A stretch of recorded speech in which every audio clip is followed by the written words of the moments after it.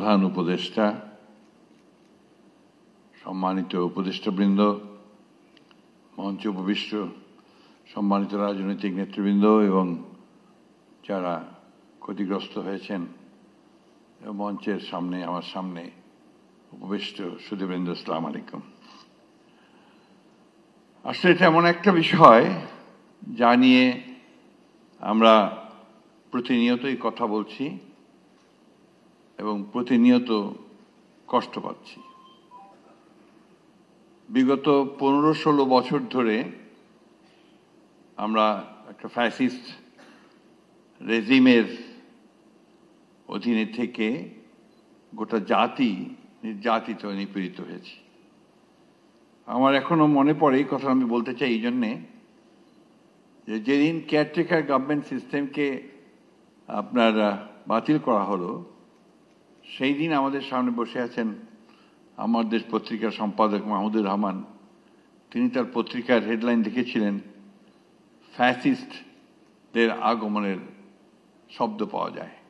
So for I remember. এবং আমরা তখন থেকেই এই ফ্যাসিস্ট আওয়ামী লীগ সরকারের বিরুদ্ধে আমাদের কথা বলেছি, আমাদের প্রতিবাদ করেছি। এবং আপনারা ইতিমধ্যেই শুনেছেন আমাদের রাজনৈতিক বন্ধুদের কাছে যে আমাদের তখন থেকে আমাদের অসংখ্য নেতা কর্মী তারা তাদের নির্যাতনের শিকার হয়েছেন, হত্যার শিকার হয়েছেন এবং বিচারের নামে অনেক রাজনৈতিক নেতা এবং আলেম উলেমাদের এবং রাজনৈতিক নেতৃবৃন্দকে হত্যা পর্যন্ত করা হয়েছে। সেই সময় আমি আগের কথা বলছি। আমি ধন্যবাদ জানাতে চাই জাতিসংঘের মানবাধিকার কমিশনকে যে আমাদের মাননীয় প্রধান উপদেষ্টা আহ্বানে সাড়া দিয়ে তারা অতি দ্রুত এখানে এসছেন এবং জুলাই আগস্টে যে হত্যাকাণ্ড, সেই হত্যাকাণ্ডের ওপরে তারা ইনভেস্টিগেট করেছেন, তার রিপোর্ট তারা খুব দ্রুত দিয়েছেন। কিন্তু এর যে শুরুটা, এটা তো অনেক আগে থেকেই।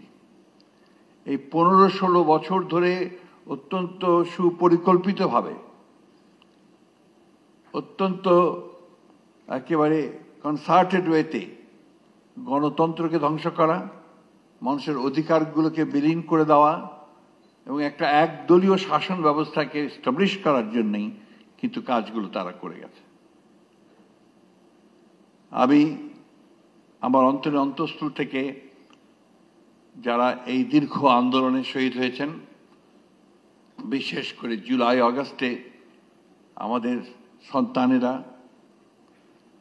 যারা শহীদ হয়েছেন তাদের প্রতি এবং তাদের সঙ্গে যারা আহত হয়েছেন, যারা অঙ্গহানি হয়েছে যাদের, তাদের সকলের প্রতি আমার শ্রদ্ধা জানাচ্ছি এবং আমার দলের পক্ষ থেকেও তাদের প্রতি আমি শ্রদ্ধা নিবেদন করছি।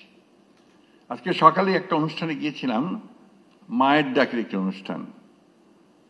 সঞ্জিদা এখানে আছে কিনা আমি জানি না। এই একটি মেয়ে যাকে আমি স্যালিউট করি, যারা গুম হয়ে গেছে, এই পরিবারগুলোকে নিয়ে তাদের কথা বলতে এই মেয়েটি এককভাবে লড়াই করেছে। আজকে তার কথা আমার নিশ্চয়ই বলতে হবে।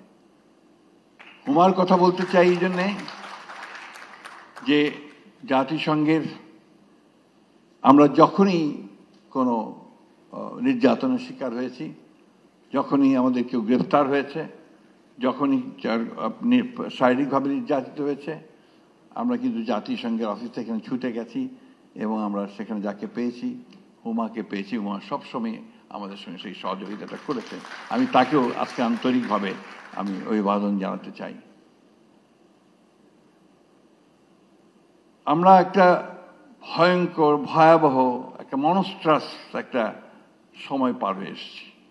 আমি বারবার ওই কথাগুলো বলেই নিজেকে এবং আপনাদের সকলকে আমি ভারাক্রান্ত করতে চাই না। কিন্তু এটা সত্য যে সেই সময়টা ছিল আমাদের জন্য একটা ভয়ঙ্কর সময়। আমাদের দলের 60 লক্ষ মানুষের বিরুদ্ধে মিথ্যা মামলা হয়েছিল।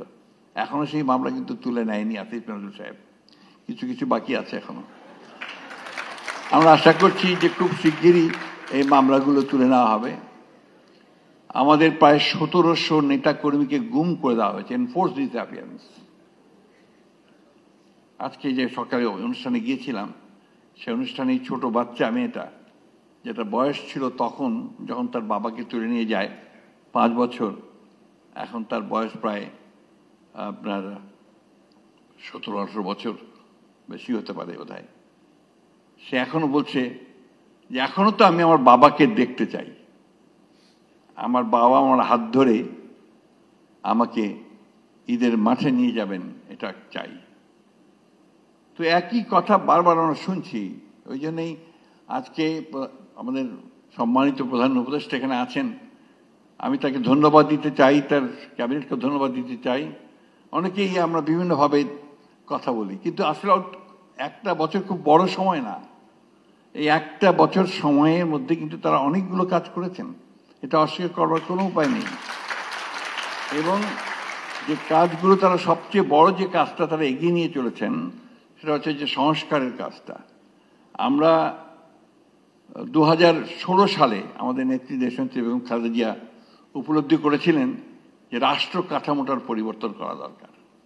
এই কাঠামোতে মানুষের যে আকাঙ্ক্ষা তার পূরণ করা যাবে না, এবং সেই জন্যই তিনি তখন ভিশন 2030 বলে একটা আমরা ডকুমেন্ট জনগণের সামনে তুলে ধরেছিলাম।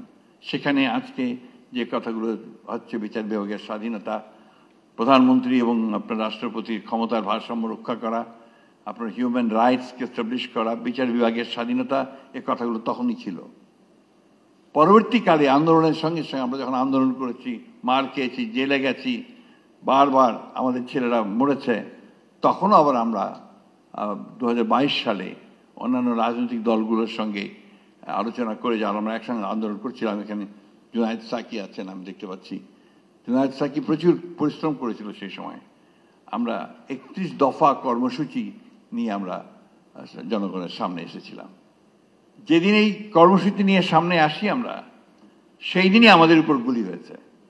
আমাদের অফিসের সামনে আমাদের সভা করার কথা ছিল, সেই সভা পুলিশ করতে দেয়নি, ভেঙে দিয়েছে এবং তারপর গুলি করেছে। সেখানে আমাদের মিরপুরের একটি ওয়ার্কশপে কাজ করা একটি ছেলে, সে সেখানে সেদিন শহীদ হয়। এরকম অসংখ্য, একটা দুটো নয়। তো সেই 31 দফার মধ্যে কিন্তু আবার এই সংস্কারের কথাগুলি আমরা বলেছি। আজকে পত্রপত্রিকায়, মিডিয়ায় বিভিন্নভাবে বিভিন্ন বিতর্কের কথা, মতদ্বৈততার কথা বলা হয় খুব বড় বড় করে। কিন্তু আমি যে কথাটা বলতে চাই যে গণতন্ত্রে তো কিছু মতবিরোধ থাকবেই। রাজনৈতিক দলগুলোর মধ্যে যে সব এক কথা বলবে তা তো না। এই বিষয়টাকে আমরা খুব বড় করে দেখিয়ে আমরা জাতির মধ্যে একটা অযথা একটা বিভক্তির সৃষ্টি করছি। আমি মনে করি যে আমাদের কতগুলো বেসিক বিষয় ইতিমধ্যে আমরা কনসেনসাসে আসতে সক্ষম হয়েছি। আমরা আজকে দেখলাম পত্রিকায়, খুব ভালো লেগেছে, 12টি বিষয়ে, মৌলিক বিষয়ে আমরা একমত হতে পড়েছি। বাকি যে বিষয়গুলো আছে সেই বিষয়গুলো নিশ্চয়ই আমরা যারা নির্বাচন করে একটা গণতান্ত্রিক ব্যবস্থায় যাব, অথবা যারা আমরা সরকারে যেতে পারি, তাদের দায়িত্ব হবে, কমিটমেন্ট হবে, তাদেরকে একটা অঙ্গীকারবদ্ধ হবেন তারা, যে তারা বাকি কাজগুলো সমাধান করবেন। আমরাও চাই যে অতি দ্রুত এই হত্যার বিচার হোক। আমরাও চাই যে সংস্কারগুলো যেগুলো খুব জরুরি দরকার সেগুলো অতি দ্রুত হোক। কিন্তু একটা জিনিস আমাদের সকলে বোধহয় মনে রাখা প্রয়োজন, জনগণের প্রতিনিধিত্ব সম্পন্ন সরকার, এটা বোধহয় খুব জরুরি দরকার। কারণ ম্যান্ডেট নিয়ে কাজ করা আর ম্যান্ডেট ছাড়া কাজ করার মধ্যে অবশ্যই কিছু পার্থক্য আছে। আমরা আশা করি যে আমাদের সম্মানিত প্রধান উপদেষ্টা মহোদয়ের যে ইতিমধ্যেই জনগণের সামনে যে কমিটমেন্ট করেছেন, সেই কমিটমেন্ট অনুযায়ী দেশে একটি অবাধ, সুষ্ঠু, সকলের কাছে গ্রহণযোগ্য একটা নির্বাচন হবে, এবং সেই নির্বাচনের মধ্য দিয়ে জনগণের প্রতিনিধিত্বশীল একটি সরকার প্রতিষ্ঠিত হবে, পার্লামেন্ট প্রতিষ্ঠিত হবে। এর চেয়েও বড় একটি প্রশ্ন আছে। সেই প্রশ্নটি কি? সেই প্রশ্ন হচ্ছে যে আমাদেরকে প্রতিষ্ঠানগুলো তৈরি করতে হবে, নির্মাণ করতে হবে।